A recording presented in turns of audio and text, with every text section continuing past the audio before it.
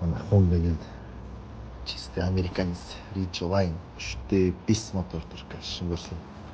Ще бөлек сказка бар. Ручканы көрдіңіздер ме? Ішкі ручка. Состояниесі зым екен.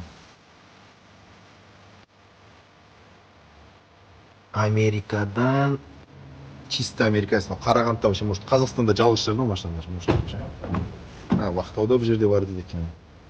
23-ші жыл келді я бұл, Қазақстанға. Андай темасы бар. Опа! Ағыншы мартасы. Опа! Состояниесі жынды енді қазір кішкене кіріп болып тұр, конечно. Короче, былай ашылады. И сосын мына жерден тағы былай ашылады. Алға кетті. Бір ма?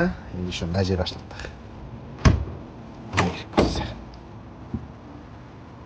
Көріп қап жатыр. Газ баллон жатыр. Тағы бір қап сияқты маған еще. Фермерлерға таптырмайтын машина ғой мына негізі, по идее ше.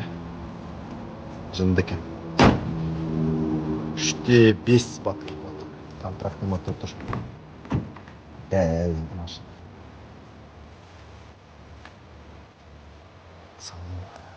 Орындығы да күшті состояниесі. Тайник бар, наверное, кетіп қалды.